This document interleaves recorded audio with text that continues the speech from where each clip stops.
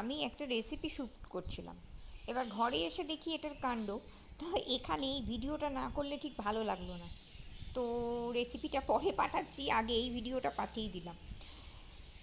এটাকে আমি ঘরে একা রেখে যে কোথায় যাব, আর সবচেয়ে বড় কথা যেটা বুঝতে পারছি সেটা হচ্ছে আমি ভাবছি এর জন্য একটা ছোট কুকুর বা বেড়াল কিছু একটা নিয়ে আসতে হবে, মানে খেলাধুলা করার জন্য আর কি। বুঝতেই পারছো এটা একটা টয় ছিল।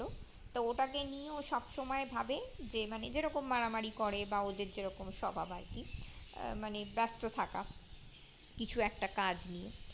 আর আমাদের সঙ্গে আর কতক্ষণ থাকবে?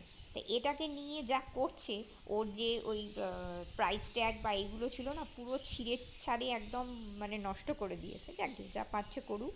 তো দেখি, এর জন্য আমাকে একটা কিছু বাড়িতে আবার এই কুকুর বেড়ালের ব্যবস্থা করতে হবে।